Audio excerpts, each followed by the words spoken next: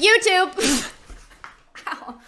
According to my analytics, over 60% of you aren't subscribed. Why?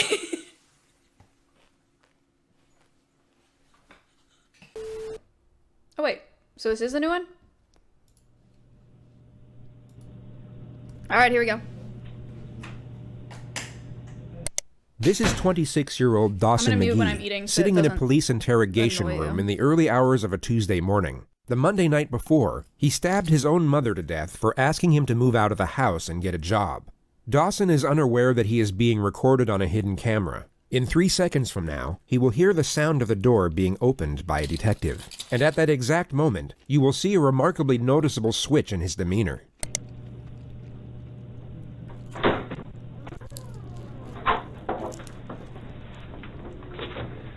We've got something I want to talk to you about. I want to talk to you about what happened to your mom. What happened to my mom? Well, you tell me. People called me and said something happened at home to Mom. They were very bad. What happened to my mom? Well, that's what I'm asking you. I was waiting for my brother and sister to tell me. Okay. Well, so, Wait, I'm not muted? Was your sister Sorry. home this weekend? Wait, I'm supposed to have an attorney? If you want one. Am I supposed to have I should request an attorney. Well, that's up to you if you like one. But, I mean, we'd like to talk to you. You're supposed to have an attorney. I would offer, I would ask for an attorney. You want to ask for an attorney? Yeah. Okay. Sure. It would come as no surprise that a judge deemed him fit to stand trial. A jury then found him legally sane, and he was sentenced to life in prison for the murder of his mother. All of which was in spite of a continuous charade of mental illness similar to the one you see here. Dawson clearly believed that his passage through the legal system would somehow be easier if he were presumed insane, which is a naive, yet somewhat common misconception that many suspects make when facing serious charges. They have this notion that a plea of insanity would either lower the severity of their punishment or liberate them from it altogether. That instead of being sent to prison, they would simply be released back into society, perhaps with a free psychotherapeutic program to attend on the weekends. This is, of course, a far cry from reality. In the United States, if you're found responsible for a serious offense, but also found not guilty of the crime by reason of insanity, you will be institutionalized at a high-security psychiatric facility. These institutions are without question some of the darkest and most disturbing places in the system. And if you're not actually suffering from the crippling effects of mental illness, living in this type of environment will be a mentally agonizing experience. The foresight of what occurs inside these units would make the majority wish to avoid them. But once you are in, it is very hard to get out, and you will have to serve the same, if not a greater amount of time than you would have had to serve at a regular prison. So to put it briefly, if you commit a serious offense and then pretend to be crazy in order to get away with it, your life from that point forward will be an extremely dark and uncomfortable existence whether you manage to fool the system or not. But there is one benefit, which is the elimination of capital punishment. The United States cannot execute someone deemed insane during the time of their offense, which is the only conceivable reason a defendant would cling to this narrative even after knowing what lies ahead should it succeed. And this happens to be a notion that ties in closely to the primary subject of this video. It will focus on one particular individual whose interrogation footage is so fraught with blatant trickery that most of the segments presented to you won't even need suggestive commentary. You can simply observe and judge for yourself whether you see authentic behavior or not.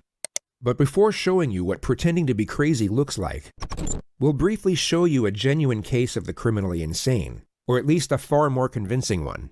This is 18-year-old Jared Murray, a freshman at East Central University in Oklahoma. On a Wednesday evening in December, he asked fellow student Gennaro Sanchez for a ride to Walmart. Once they got there, Murray pulled out a handgun and made Gennaro drive to an isolated country road where he shot him twice in the head. He then attempted to hitchhike to Canada, but was soon apprehended by police on the side of the road. He immediately confessed to the crime once apprehended, and was then interrogated by the arresting officer.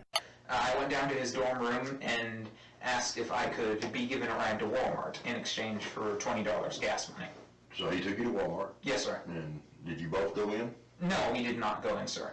Okay, and why not? We pulled into the parking lot, then I pulled the weapon on him and demanded that he take me to Asher, Oklahoma, sir. Okay, and why did all of a sudden did you decide that you needed to go to Asher?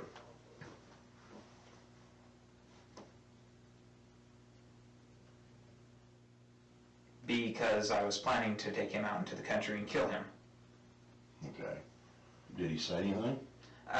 He panicked, wanted to pull out his phone. I yanked the phone out of his hand, and then he panicked some more, kept telling me not to kill him. To make him feel more comfortable, I unloaded the clip, unloaded the bullet from the chamber, handed them over to him, and that eased his nerves a little.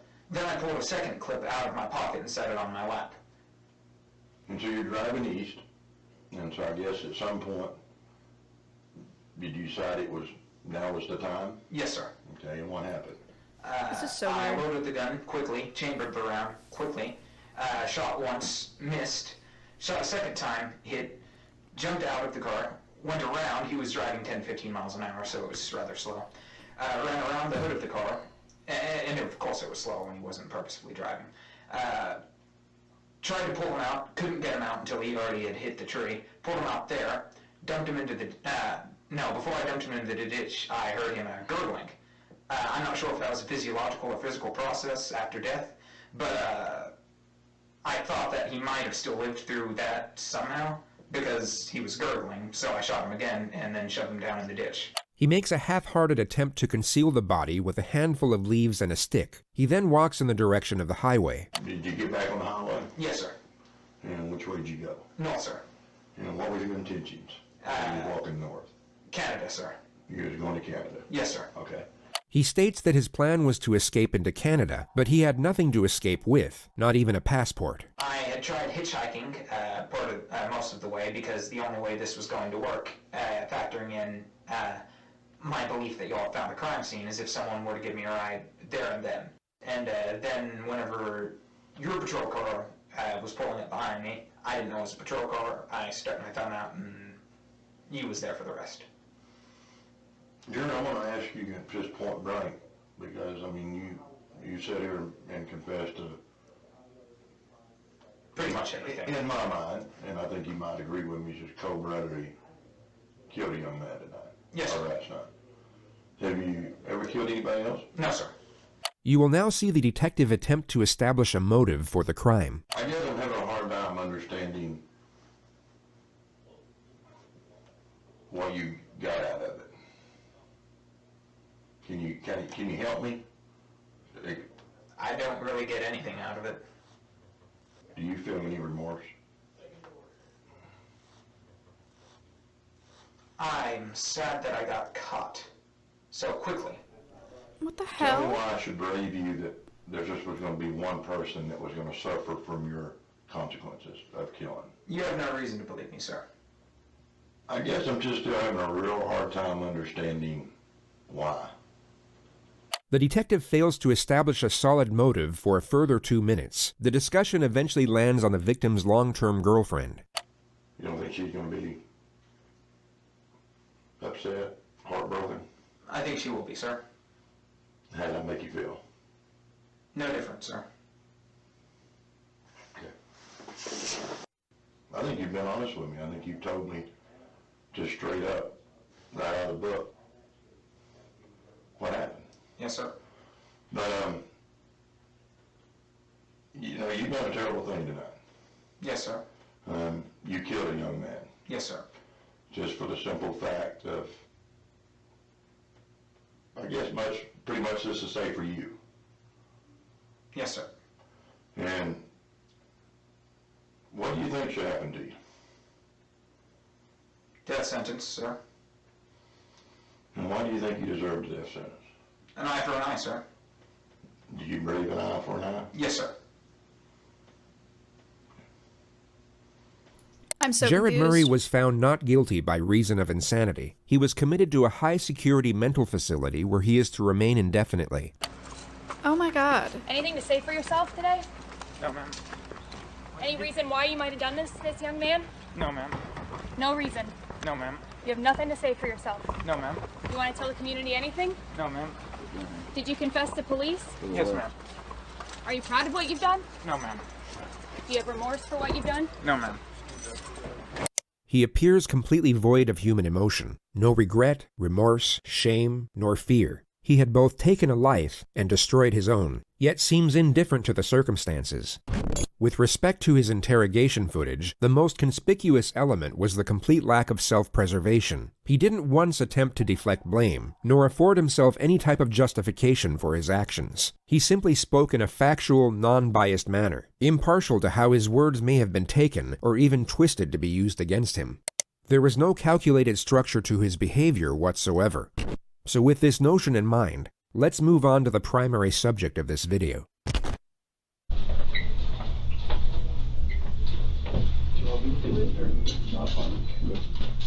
Go there a minute, have a seat on that bar chair, alright? Pull your hands up a little bit. Have a seat. Spread your feet up. No, do not think about getting up, alright, buddy? This is 19-year-old Nicholas Cruz, who 3 hours and 55 minutes prior to this moment murdered 17 people at his former high school in Parkland, Florida. Among the dead were 3 teachers and 14 students, the majority of whom were 14 years old. A further 17 students were seriously wounded during the massacre. The gunman dropped his rifle 7 minutes into the rampage and then blended in with the crowd as he ran out of the building. He was at large for 1 hour and 20 minutes, during which time he stopped off at a Subway and then a McDonald's, where he sat down and casually spoke to one of the victim's brothers. The student was unaware that his older sister had just been shot through the chest by the man sitting across the table. The description of the shooter was transmitted by police over the radio, which led to an officer identifying and arresting him on a street just 2 miles away from the school. He was taken to the nearest hospital and examined by a doctor for roughly 1 hour and 45 minutes. He was medically cleared and then transferred to the local sheriff's office where he was subjected to interrogation. No, do not think about getting up, alright, buddy?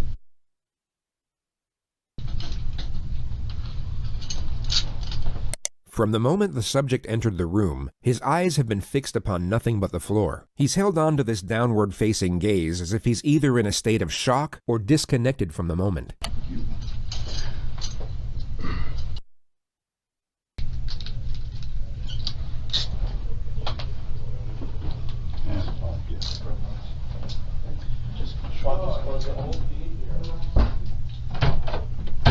At the exact moment the door shuts, he lifts up his head to observe his surroundings. His behavior completely shifts once he believes no one is watching. If we look at his demeanor a moment earlier, we can see the contrast. He went from being detached to alert. His behavior changed as the environment changed, which is a recurring theme throughout this interrogation. It shows us that his mind isn't wandering off during these moments of apparent disconnection. He is in fact fully present and very aware of what's going on around him. As he looks up, his eyes immediately lock onto the camera. He now knows he is still being watched, and his following gestures will resemble that of someone with suicidal tendencies.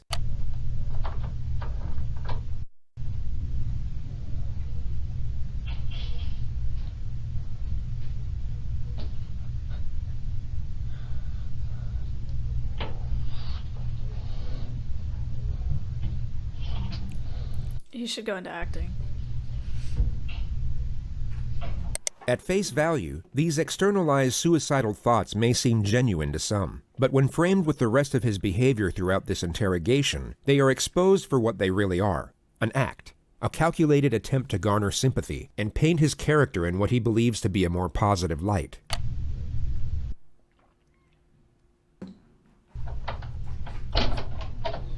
All right, how you doing, Nick? You all right? Gotta be able to speak so I can hear you. All right, I just need to ask you really your name and date of birth just to confirm I got it right, and then I'm gonna see you want a glass of water or something. What's your first name? This is a situation where the proof against the suspect is already conclusive. He is without question responsible for the crimes under investigation, making the pursuit of a confession not essential. The police know he did it, but they need to know why he did it, which would already require a complex strategy in order to obtain the correct information. But the suspect's first recorded statements upon his arrest have now made the procedure considerably more difficult. What's going on today, bro? The demons, man. Demons? Voices. Yeah, no problem. Voices. Voices and demons? Where's the voices? What happened? Shut up. Just be quiet, man. Shut up. Demons, man. Voices. These two words have now forged the primary stratagem of his own interrogation, which is to cut through deception under the guise of supportive examination. The questions will be designed to lock him into a specific narrative about his alleged psychosis, while simultaneously giving him the impression that his responses are for his own benefit. Anything he says now can be used to refute any amendments he might come up with at a later stage. We all know that after this interrogation, he will have significantly more time to think, study, and even seek guidance from professionals about how the legal system interconnects with mental illness. Yet the majority of this forthcoming knowledge could be useless to him depending on what he says during these moments. The more details he gives away, the less options he will have for his defense later on. But pursuing this objective is complicated, as there are two very common scenarios for when this type of suspect gets interrogated. And just to be entirely clear, by this type of suspect, we mean someone who is 1. Pretending to be insane, and 2. Not fooling anyone. Their most common response is to simply shut down. They regress into total silence or some type of catatonic state, and the interrogation never gets off the ground. The other common response is the exact opposite. They erupt into hysteria or supposed delirium, and everything from that point forward becomes incoherent. The lead detective, John Curcio, must not allow either of these scenarios to transpire, and this makes the first 2 minutes absolutely crucial. He needs to create a positive first impression and resemble the furthest thing from a threat, while at the same time maintain a presence of authority. His temperament will be easygoing and non-confrontational, but also encouraging when extracting a response. His role at this moment is the ally. He needs to be liked, respected, but must not be feared. Not yet anyway. Going off the suspect's initial demeanor, the detective will know that he is far more likely to regress into a state of silence at this opening stage, and if he can prevent that from happening within the first 2 minutes, he is over the first obstacle. All right, how you doing, Nick? I just need to ask you really your name and date of birth just to confirm I got it right, and then I'm going to see you want a glass of water or something. What's your first name? Come on, Nick. Huh? Nicholas. Spell it for me. N-I-K. Come on, I'm old. You got to talk so I can hear you. N-I-K. O. L. Okay. A-S. And what's your middle name? Come on, man. Speak so I can hear you. Jacob. Jacob. J-A-C. What's your date of birth? Okay, you need to relax, because I'm the last detective or policeman you're going to have to talk to. So right off the bat, that should be somewhat comforting to you to know that I'm the last guy you got to talk to. But the thing about it is, look at me. I got to be able to hear you. Okay? So all I want to do is get basic information from you, and then we'll get into the, whether you want a glass of water, all that stuff. What's your date of birth? 09. January? 09. 09 September. The investigation team already know the answers to these basic questions. Their only purpose are to initiate a response, and their non-threatening nature make it more likely for the suspect to engage. They are essentially the opening wedge to get the two-way dialogue flowing. And although the suspect is still partially committed to his catatonic state, as we can clearly see, he is still responsive, making it unlikely for him to regress into complete silence from this point forward. Everything up to this moment has gone to plan. The detective has one foot in the door, and he can now develop the relationship from a more secure position. He goes about this with a standard method of rapport development, the offer of food and water. All right, let me do this. You want a cold water? You don't know if you want cold water? Thank you. Thank you. Well, I'm going to bring in 2, because I want one. It was hot, and if you decide you want to have it, that's fine. You sure you don't want something to eat? Okay. The refusal to accept food and water is a familiar response which you may have already seen on this channel. It's a glaring manifestation of shame. This is not to be confused with guilt nor remorse, both of which require the acceptance of responsibility, which in turn directs our focus outwards on the feelings of others. Shame, on the other hand, shifts our focus on the perceptions of others towards ourselves. The subject is afraid of how it will look if he accepts the offer considering the circumstances. He instead wants to appear as if he's so negatively affected by the events that he's unconcerned with meeting his basic needs. Of course, I have so many different keys. Alright, I'll be right back.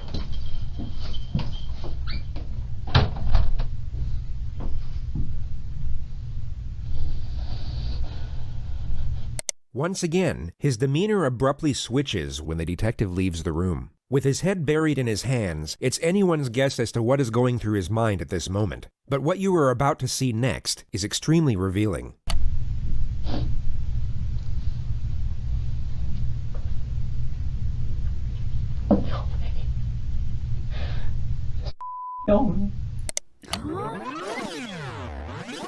Cruz was a left-handed shooter. The surveillance at the school would confirm this, and if you pay close attention to the movements of his hands in the next moments, although very subtle, you can see that he's reimagining holding his weapon.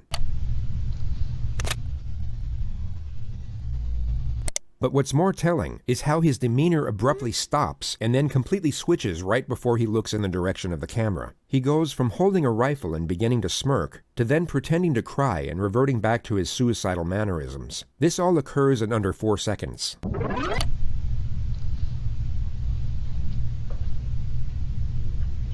What an idiot.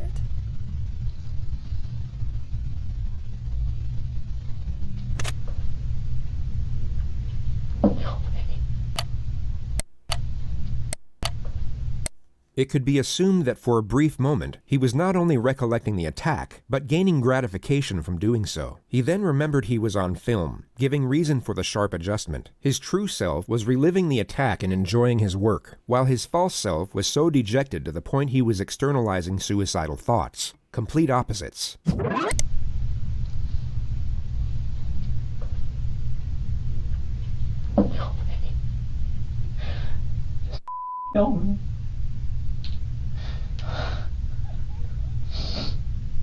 His next calculated charade is one of self-harm. He first bites himself without drawing blood, or leaving any marks that were visible in his jail intake photographs.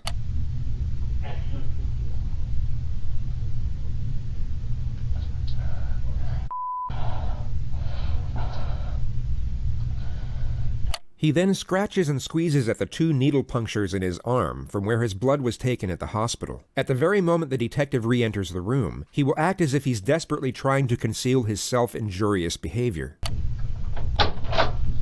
All right. Setting aside the glaring contradiction that he just murdered and maimed dozens of people while leaving himself without so much as a scratch, it's the frequency of these little charades that makes their deception so transparent. This is a person who is not self-injurious, pretending to be someone that is. But it's such a feeble attempt at feigned self-harm, it would almost be a comical moment if the circumstances weren't as horrific. Well, if they're not bleeding anymore, you want them off. We can pull them off. I'll get you a garbage can. You want them off?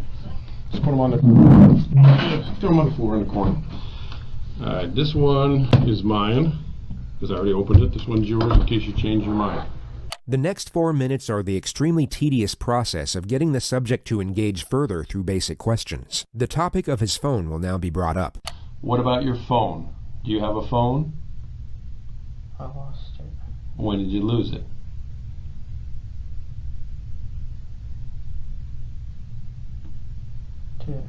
Today?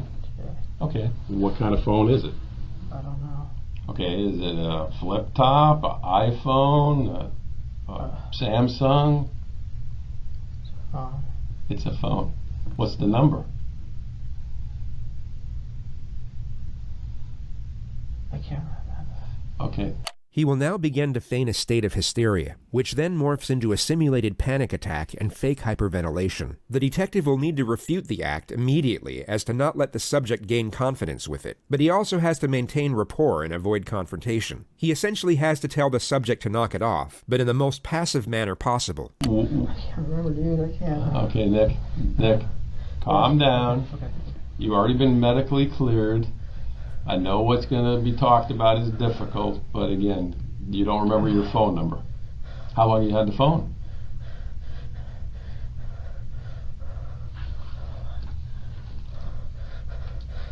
How long have you had the phone? Nick, the doctor's already looked at you. Okay. Okay, you're fine. You're not having any problems at the moment, and you're perfectly fine. So calm your breathing down, all right? And I want to believe certain things that you're going to tell me, but, you know, if we're getting where you're going to hyperventilate over a phone number, okay? All right? All right. So what's your phone number? Huh? 954. Okay, 954. The manic episode is somewhat curbed, but the subject is still clearly committed to it. 954-821. 2007. 2007. No. 1007. 1007. And again, going back to what kind it is, do you know if it's an iPhone, a Samsung? How long have you had it?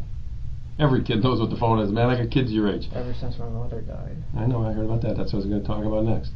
This is a turning point. Cruz's adoptive mother had indeed passed away the year prior from pneumonia. The topic is sympathetic towards himself, and it seems to have stopped the feigned hysteria in its tracks. Compared to his neurotic behavior in the minutes leading up to this moment, he all of a sudden appears calm. He is clearly receptive, and thus responsive, to the cue of compassion when it's directed at himself. The detective recognizes this, and although he said he would talk about the subject's mother next, he instead focuses on it immediately to keep him engaged. Alright. So, but you had, since your mom died, how long has your mom passed? I can't remember, I think. Okay. This November. year, last year? November. No. November? Okay. Okay, when your mom passed, were you living with her? Yes. Okay, what city was that? Parkland. Parkland? The subject drops the act and becomes more engaged in the conversation. The detective inquires further about his mother for roughly 3 minutes before shifting the discussion. It focuses mainly on the subject's background, and he first declares that he was depressed for the majority of his childhood. He then reveals his history of drug use, which consists of marijuana and Xanax. After that, he claims to have attempted suicide by alcohol poisoning 2 years ago, but in his own words, was able to sleep it off. He then states that he was employed at the Dollar Tree for the last 2 years working as a cashier. So you've been able to hold down a job for 2 years, that's pretty good, right? Yes. Other than Dollar Tree, where else did you ever work? Lawn mowing. What? Lawn mowing. Lawn mowing? Oh, okay. Alright, when you tried to kill yourself with alcohol, your mom was still alive. What were you depressed about back then? Loneliness. Loneliness? Loneliness. Friends? No friends? Or what kind of loneliness? I mean, everybody gets lonely. Solitude. Solitude? You don't have a lot of friends? No. Okay. Today, when I say today, starting from last night when you went to bed to this morning, did you do any kind of drugs at all? Any Xanax, any marijuana, anything like that? No? Okay. The subject reveals that he has a biological brother whom he was adopted with. He then claims to have been making $1,200 a month at the Dollar Tree. The discussion now lands on what his aspirations were. When you weren't depressed, what did you want to be when you got out of school? Ranger. A ranger? An Army Ranger? Did you ever apply, fill out any paperwork to try to go to the Army? I took the asthma, failed. Okay, why'd you fail? Because I was stupid. You what? I'm stupid. You're stupid? Okay, were you going to take it again? I was afraid to take it. Okay, but you had aspirations to do something with your life. You wanted to be that's a hell of a thing to want to be, an Army Ranger. The discussion moves on to the subject's gun collection, which continues for roughly 4.5 minutes. The attack on the school is yet to be mentioned, but the last gun to now be discussed was his choice of weapon to commit the massacre. What made you choose out of all the guns to want to buy an AR-15? Cool looking. Cool looking? Okay. Now when you bought it, I mean, it was a legitimate purchase. They gave you a receipt and everything, right? So you bought it legally, right? Did you fill out those forms and everything? Okay, you remember those forms? Okay. The detective now shifts the topic onto his former high school, the same place he carried out the attack. Now, 3 years ago when you went to Douglas, and obviously you stopped going there, why did you stop going there? My depression worsened. Your depression worsened, and what was going on? Did you just stop school on your own, or did some incident happen where? Yes, some incident. Well, what was the incident that happened? Fought a kid. You fought a kid? You remember the kid's name? Ian. Ian. And did you guys both get in trouble for the fight, or? Yeah. Okay. Well, what did they do? Suspend you? They suspended me. Okay. And what happened from there? After you got suspended, did you go back to school? Yeah. Okay. What happened? Why'd you stop going there then? Felt embarrassed. You felt embarrassed because you got suspended, or you felt embarrassed because of what? Can I get the link for the Alveus wish list? Okay. Well, what was embarrassing about the fight? What were you guys fighting over? A girl. A girl? Well, what was embarrassing about it? I mean, did Ian get the better of you? Was that what was embarrassing, or he got the better of you? Okay. He has just provided the state with a solid argument for a motive. Establishing a reason for an offense is critical when dealing with claims of insanity. It can not only indicate premeditation, but also calculated malice in connection to the crime, something considered absent in the mind of the criminally insane. He also JCS kinda sleep and also asserts that he was lonely and depressed while attending the school, all of which can reinforce the argument that he was exacting revenge upon the community in which he felt ostracized. Alright, so you go back to school. What ends up happening? You just stop going to school out there, or you got into more problems? Got into more problems. What was the more problems? Failing class. Okay. Not going to school. Okay. And this was all while your mom was still alive? Yeah. Okay. Did there come a point in time where you just stopped going there, or they expelled you? Or I just stopped going and then transferred me. They transferred you? When they transferred you, was that upsetting to you? Yeah. Okay.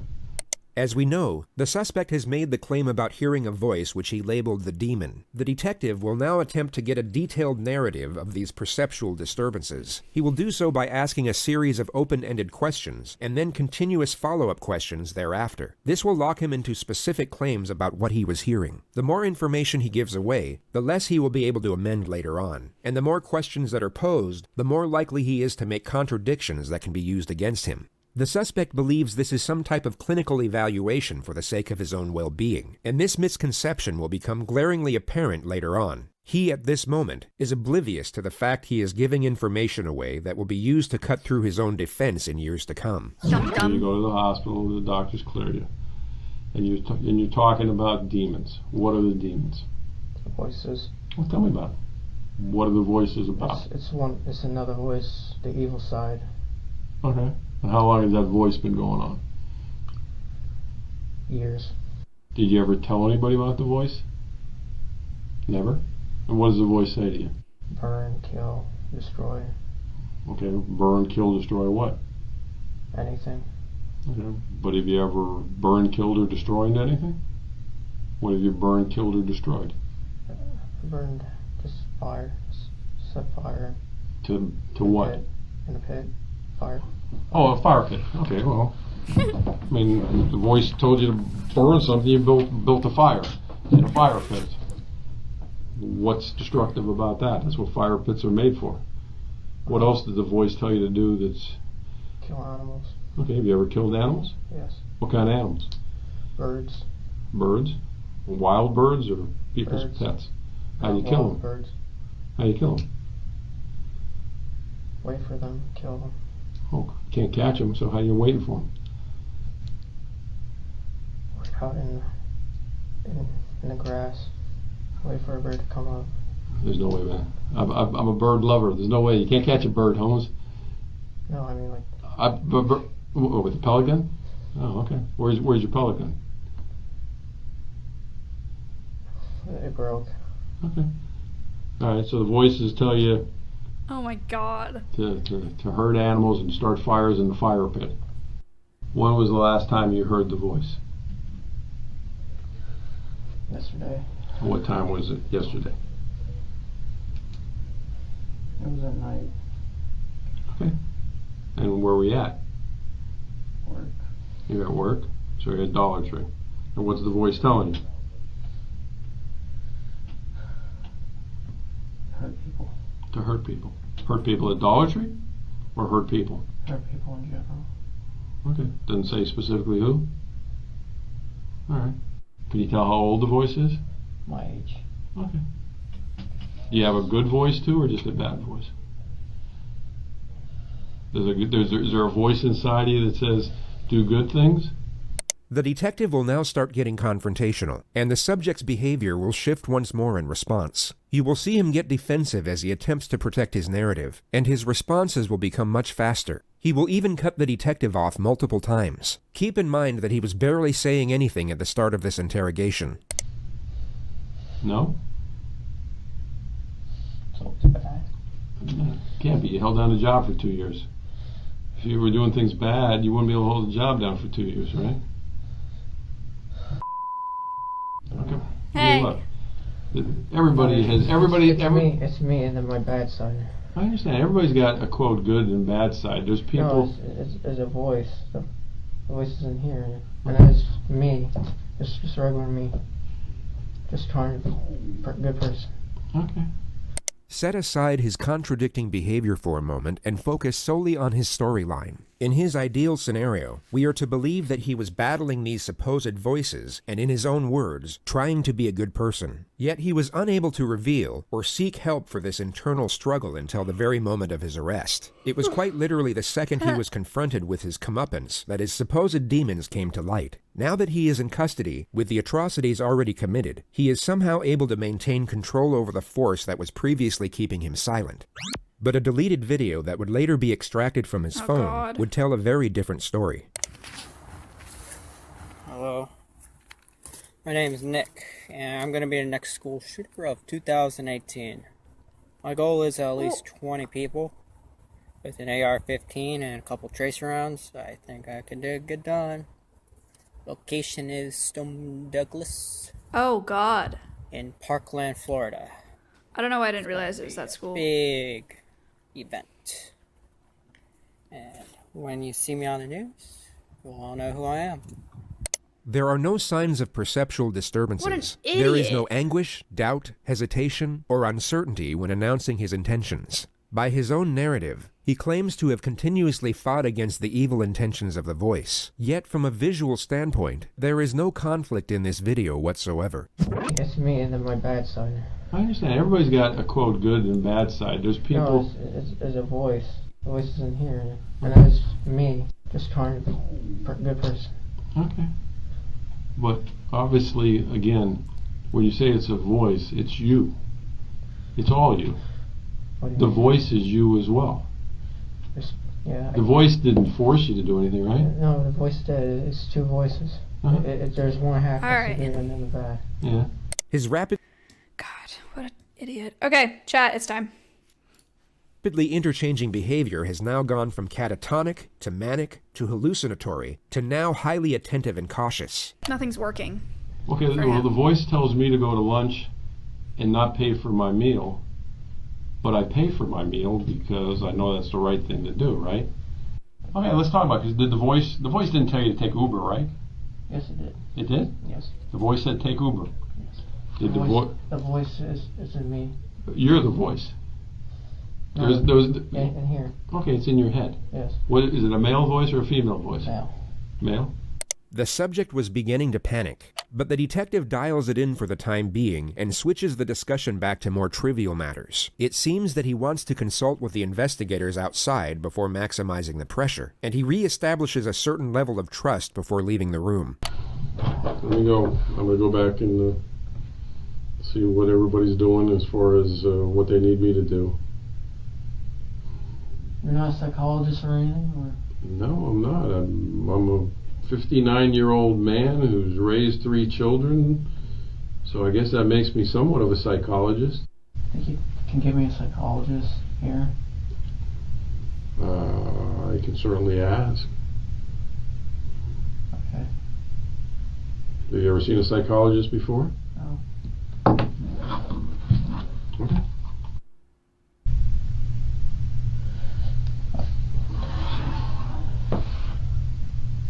The subject scratches his arm for another 2 minutes. He then switches to a hallucinatory state and appears to be seeing things in the room.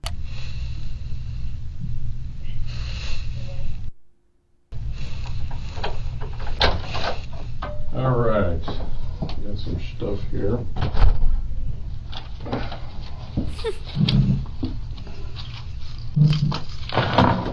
The detective will once more dismiss the act by pretending to not see it. He will then pose a question to the subject, and the charade will cease immediately.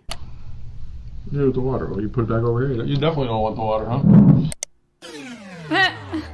It's very interesting to observe his facial expressions at the exact moments he abandons fake behavior. These are the very brief junctures in which his true self appears to surface. It's easy to get distracted by the present situation as he sits there in a hospital gown chained to the floor, essentially helpless to the cunning devices being used against him. But in moments like this, we are reminded of what we're actually dealing with. A very short time ago, he was not helpless at all. He was the one preying on the helpless, offering them none of the sympathy nor mercy of which he is now trying to garner for himself. All right, this psychologist you want to talk to.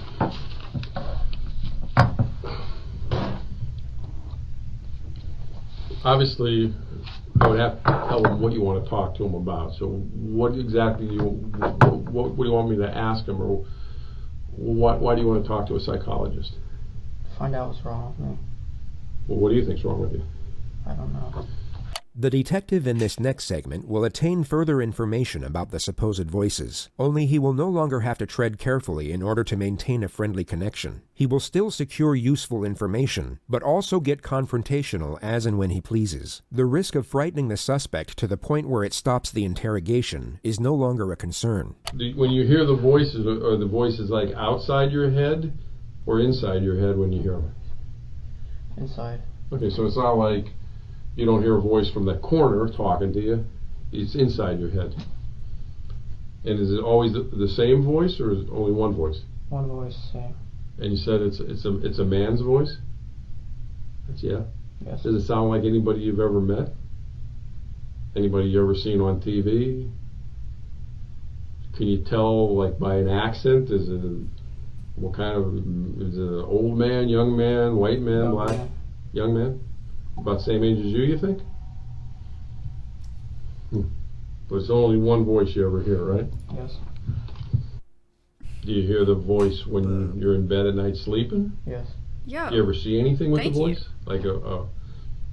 Like What some people say, oh, I see a person sitting in the corner. You don't see anybody sitting over there, do you? It's $30. Just me and you, right? Say it. All right. Do you always obey what the voice tells you to do? I try not to. Okay. Well, how many on any given week? How many times do you think you hear the voice? All the time? Once every day. Once every day? Morning, afternoon, night? Always the same time? Usually in the afternoon. About what time? 11 to 12. Why do you think it's those hours? It's very I specific. don't know.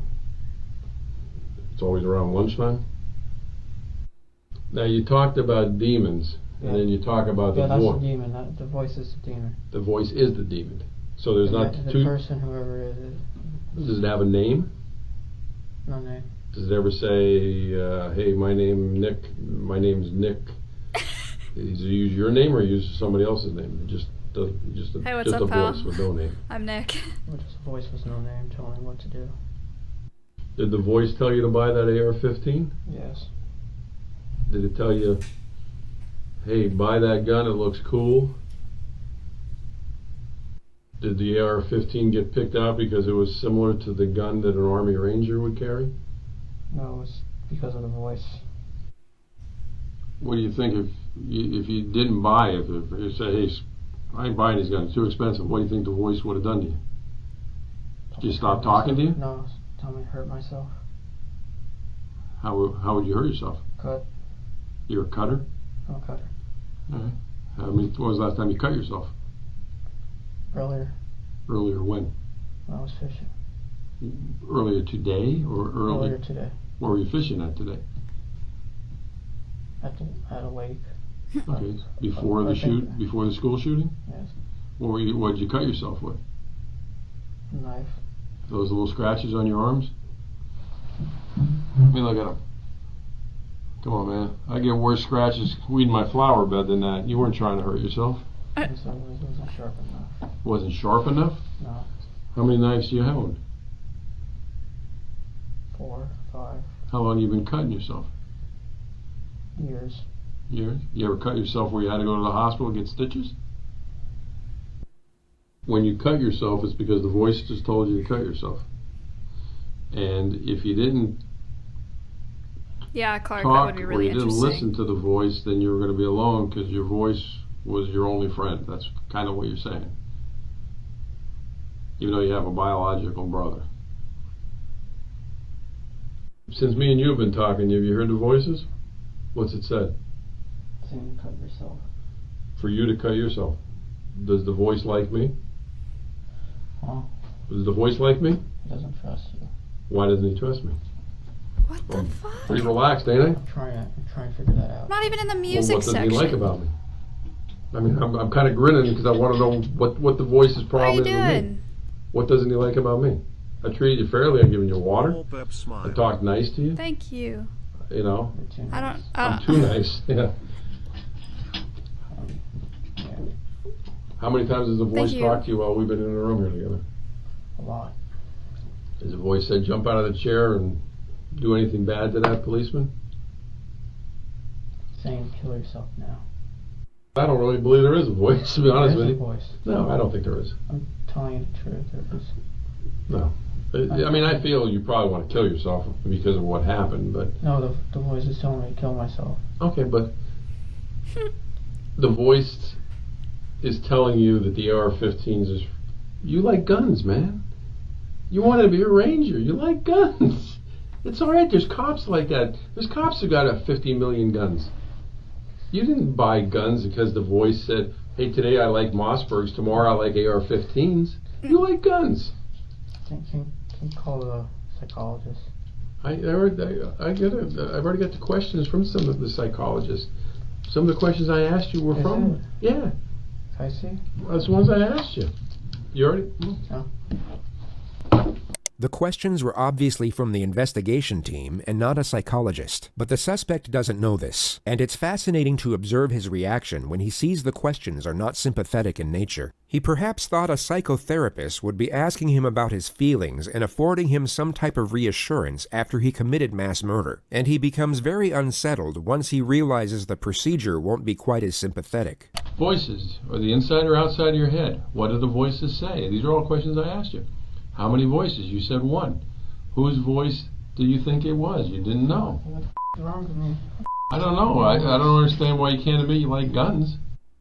You want to talk to a psychologist. Why didn't you talk to a psychologist when the voices started? The voice is telling me not to, and I listen. The voice was telling you not to talk to a psychologist? Yeah, but myself, I wanted to. Do you ever go to church? I wanted to. No, I'm saying ever in your life. Yeah. Do you believe in God? I don't believe in God. What do you believe in? I feel like there's something. I gotta pee. I keep my Do you headset believe on. in demons? Do you believe in angels? Angels is the good. Demons are the bad. But when you say the word demon, you think it's an evil spirit? Or what do you think it is? A voice. The subject had earphones in during the mass shooting. The topic now lands on the music he was listening to. Well, I mean, I'm sure we don't like the same music. What kind of music we listen to? Name the group. What was it? Mark Green. You have to help me. Mark what? Mark something. What was the song though? Sad. That's the name of the song, Sad? No, Salad Days. Salad Days?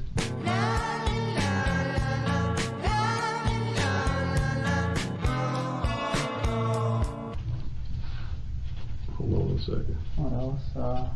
Oh, you listen to more than one song? What other song you listen to? Just a lot of sad songs. Alright. Did you pick the music yourself? Or did the demon pick the music? The demon, and then myself partially. Alright, which ones did you pick? The sad ones. Which ones did he pick? The evil ones.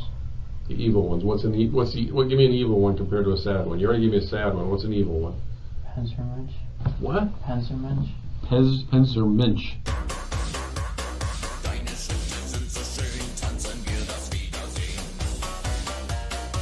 And what does that say? I don't know. I mean, there's no lyrics to it? Oh, no. Oh, well, there is lyrics, but I don't know what it means. But is it in English? No. What language is it in? German. German? Do you speak German? No.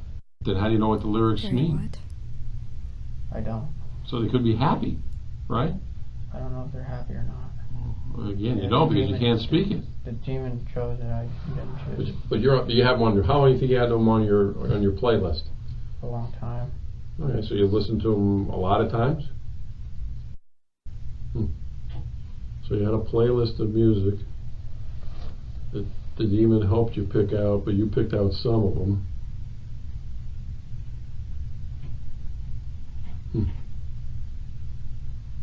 I'm just having a tough time understanding this demon thing. I know.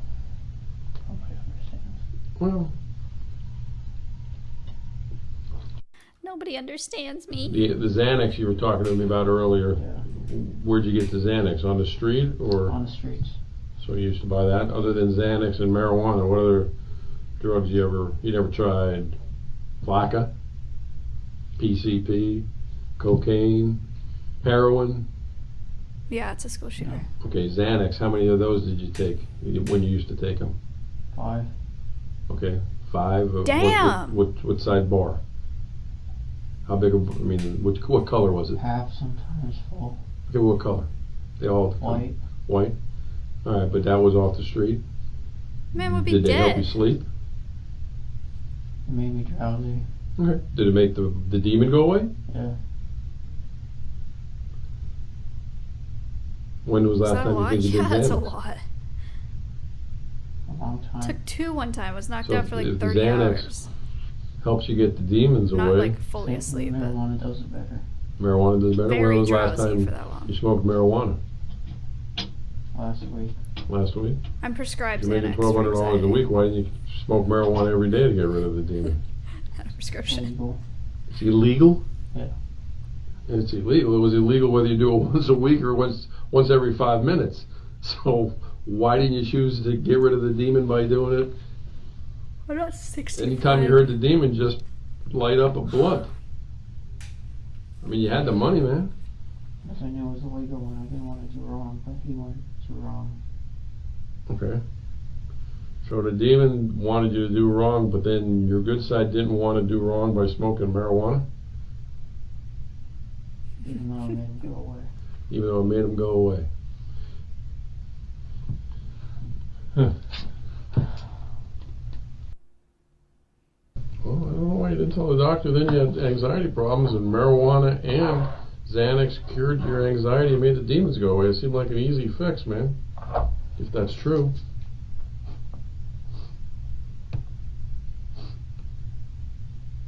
You sure you didn't like the demon's voice? I don't like the demon voice. You sure? I'm sure. Then why didn't you go to a doctor to get rid of it? They wouldn't understand. I was afraid.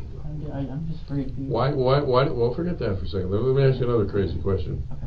If was the demon there that night? Ian beat you up on campus? Huh?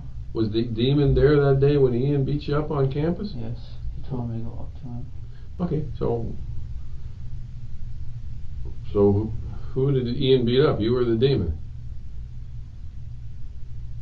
Me. Okay, so why didn't the demon do something to stop it? I didn't do it. Huh? Why didn't it? I don't know. That's a good question, because the demons tell you to do all these bad things. Why couldn't the demon get you mad enough to Thank you for the bits. get the best of Ian? Sorry, folks. I mean, I don't know. I don't know either. It doesn't make any sense. I don't know. But why? Why?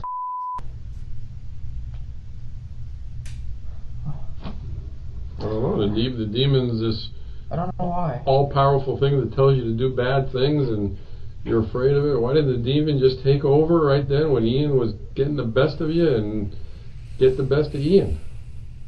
Why did the demon not do that? Why do you think? Trying to figure it out. I don't know. I can't figure it out either, because I don't think the demon exists. Damn. I think. I don't think it exists. No, like. I think that go ahead, bud. Am I able to like think to myself about it? Yeah, sure. That's all I'm asking. Hey, you can think all you want. I'm just thinking about the demon. Alright. Well, you want me, I'll leave you to think for a while and I'll come back and talk to you. I personally, I think you're using the demon as an excuse. I'm not. I promise. You could have stopped the demon by getting a prescription for marijuana. You could have stopped the demon by getting a prescription for Xanax. You could have stopped the demon by illegally doing marijuana, which you were doing anyway. You could have stopped the demon by doing Xanax illegally, which you were doing anyway. You could have stopped the demon anytime you want. You didn't want to stop the demon. Because you The like subject him. seems to be coming to the realization that he's not going to be treated as a victim. As he begins to meet this reality, you will notice him exhibit signs of fear. You will then see him attempt to escape the confrontation by feigning a state of psychosis once more. The detective will recognize this, but this time will not afford reassurance. He will instead apply further condemnation, and a visibly frightening realization will engulf the suspect from that point forward. It's essentially the very beginning of retribution. The detective introduces him to the rest of his life at this moment. No, that's not true. You didn't. You could have. I've given you 4 ways you could have stopped the demon, man. Okay, now you're just acting like that because... No. Okay, well, relax. You're just acting like that because I'm making sense. Calm down. I'm making sense, and you don't like when it makes sense. No. Because it doesn't fit into the story you're telling right now. I'm telling you the story. It's true. Well, why are you looking at your arm now? I'm trying to understand why. Well, why didn't you want to stop the demon? I don't know. Because I think you like the demon. No, I don't. Okay, why didn't you stop it then? I don't like the demon. I don't like the demon. I don't like the demon. I don't like the demon. Well, that's if the demon even exists. Can I get an attorney or something? You want what? An attorney? Yeah. Did the demon, the voice just tell you to get an attorney? Okay. All right. Will you tell the voice that don't hit yourself in the head, because the attorney the demon just requested, I will stop talking to you. I'm scared. Bully. You're scared of what? Scared of what? Why wouldn't he protect me? What? Why wouldn't he protect me, man? I don't know. Why wouldn't he protect me? All right. Well, again, your demon wants an attorney. Does the demon know an attorney? Any name in particular? Okay. All right. Well, just relax. You're done talking to me. And once again, I grabbed the wrong key.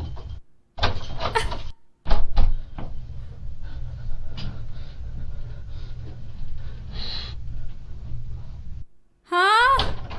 All right, do me a favor. Stay seated. Huh? Put your hands, kind of sit forward in your chair. I'm going to put handcuffs behind you.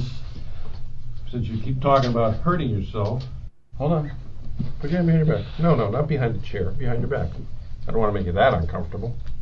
Oh, why don't you want me to hurt myself? Because what did the demon say about me? I'm a nice guy. Oh, nice.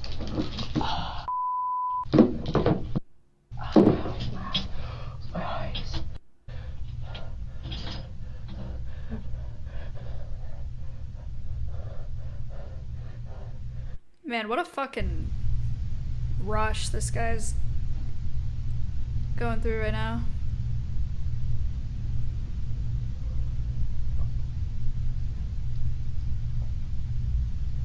Nicholas Cruz was taken to the Broward County Jail, where he remains in isolation to this day. His trial date is yet to be scheduled. The 20-year-old has been held without bond since last year's mass shooting that left 17 people dead. God, he looks His attorney terrible. said he would plead guilty in exchange for a life sentence, but prosecutors rejected that offer and are seeking the death penalty. Damn. That didn't feel like the end of that at all. Nintendo was shot by skeleton.